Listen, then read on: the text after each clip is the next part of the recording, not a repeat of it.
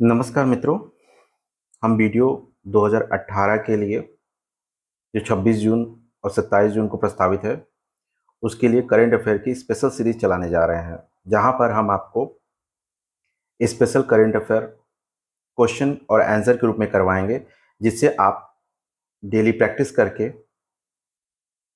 इसका लाभ ले सकें। 50 क्वेश्चन आते हैं, जिसमें 10 क्वेश्चन कम से कम आपको करंट अफेयर से मिलेंगे। आप पिछले साल का पेपर उठा के देख सकते हैं। देर न करते हुए पहले प्रश्न पे आते हैं। पहला प्रश्न है, निम्नलिखित कथनों पर विचार करें। मुख्यमंत्री अरविंद केजरीवाल आम आदमी पार्टी, मतलब केजरीवाल की जो पार्टी है आम आदमी की, उसे राष्ट्रीय दल का दर्जा दिया गया है। ठीक है, ये कथन बिल्कुल सही है। Akhil Bharatiya Trinamool Congress party, communist party, Rashtravadi Congress party राष्ट्रीय दल से दर्जा वापस ले लिया गया। तो ध्यान रखना है कि ये तीन पार्टी है जिनका राष्ट्रीय दल से वापस ले लिया गया है।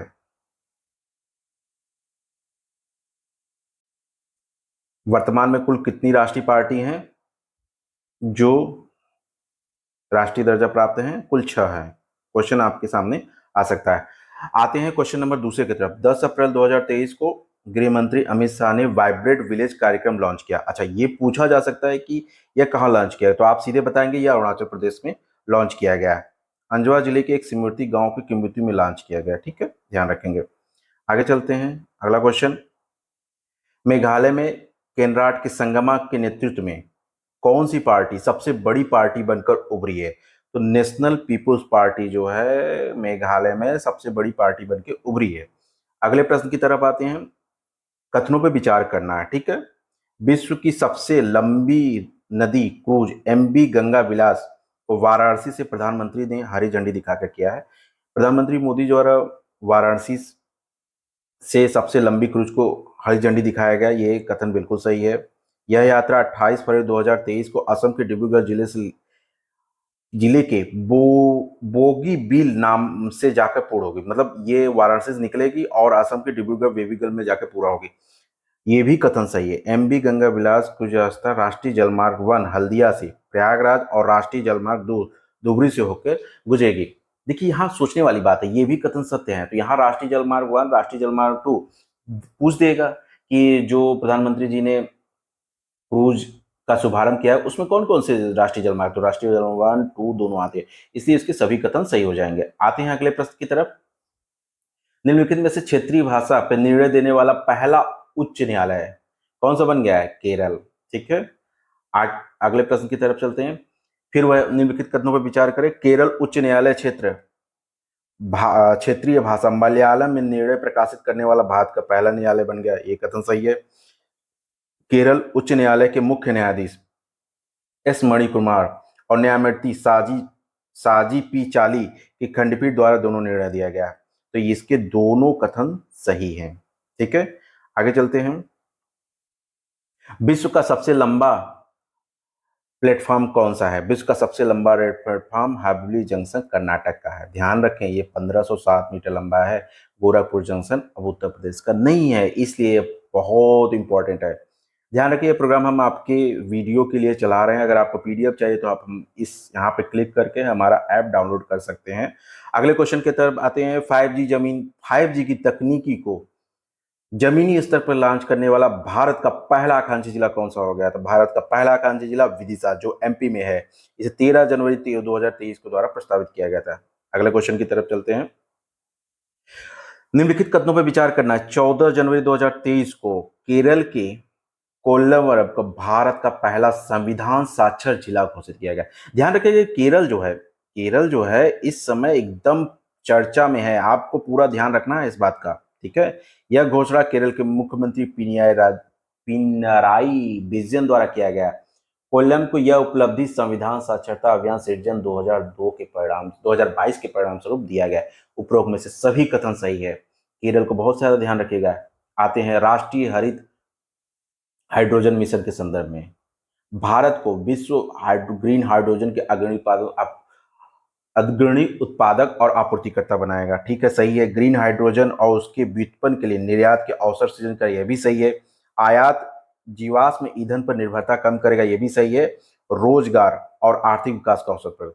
कभी कभी ऐसे प्रश्न आ जाते हैं। राष्ट्रीय हरित हाइड्रोजन मिशन चल रहा है, आपको पता है कि हम दूसरे विकल्प हाइड्रोजन पर काम कर रहे हैं, जिससे हमारी गाड़ी, हमारा गैस, जो हम अपने जीवन की नवीकरण ऊर्जा को प्राप्त करने के लिए, तो उसे पूछ लेगा कि कौन सा लक्ष्य नहीं है। ऐसे प्रश्न आपको देखने को मिल सकते हैं। चलिए ठीक है, आगे चलते हैं। जनवरी 2023 में कौन सा जिला सभी जनजाति लोगों को बुनियादी दस्तावेज प्रदान करने वाला देश का पहला जिला बन गया है? तो ये सीधा आंसर इसका हो जाएगा वायनाड। ध्यान रखिएगा, विस्सा का हमने ऑप्शन दिया था, अब आपको कमेंट करके बताना है कि विस्सा किस लिए जाना जाता है। निम्नलिखित में से स्वयं का जलवायु परिवर्तन मिशन शुरू करने वाला भारत का पहला राज्य कौन है? तमिलनाडु। आप देख रहे होंगे साउथ के जितने भी राज्य हैं, चाहे वो चाहे तमिलनाडु, चाहे कर्नाटक, चाहे केरल, कुछ भी हैं, वो सबसे ज्यादा अपने मतलब अग्रसर की तरफ, आगे की तरफ बढ़ रहे हैं। तो फिर से प्रश्न पढ़ते हैं, स्वयं का जलवायु परिवर्तन मिशन शुरू करने वाला भारत का पहला राज्य तमिलनाडु। ये प्रश्न बहुत इंपॉर्टेंट है वीडियो के लिए। आगे चलते हैं। हाल ही में कोलकाता बंदरगाह का पहला मालवाहक जहाज MBTT लॉयन कहाँ भेजा गया है? ये भेजा गया है म्यांमार में। सीधा आगे क्वेश्चन पढ़ते हैं। हाल ही में अमेरिकी राष्ट्रपति के घरेलू नीति सलाहकार नीरा टंडन को नियुक्त किया गया है। ध्यान रखिएगा, अभी पीसीएस के एग्जाम में पूछ लिया गया था ब्रिटेन को लेके, वो प्रश्न आप ध्यान से देखिएगा। दूसरा, ये उस पद को पहुंचाने वाली पहली एशियाई महिला है। आगे चलते हैं। निम्नलिखित कथनों पर विचार करना है। अंतर्राष्ट्रीय धार्मिक स्वतंत्रता रिपोर्ट 2023 USCIR द्वारा जारी किया जाता है, ये बिल्कुल सही है। ये यूएसए की धार्मिक स्वतंत्रता आयोग है, ये बिल्कुल सही है। भारत की विशेष चिंता के देशों में शामिल किया गया है। उसके सभी कथन सही हैं, ठीक है। ध्यान रखें, कभी कभी प्रश्न दे देता है कि अंतर्राष्ट्रीय धार्मिक स्वतंत्रता रिपोर्ट 2023 जारी गया, उसमें भारत की स्थिति क्या है? बहुत सही है, बहुत गलत है, बहुत कम, तो आप बताएंगे विशेष चिंता के देशों में डाल दिया गया है। अगला question, Kaladan project, Kaladan multi project बहुत चर्चित प्रोजेक्ट है, जिनको आपने सुना होगा। ये भारत और किसके बीच? तो ये भारत और म्यांमार के बीच, ठीक है। आगे चलते हैं। निम्नलिखित कथनों पर विचार करें, कौन सा सत्य है? हाल ही में कौन सा सत्य है?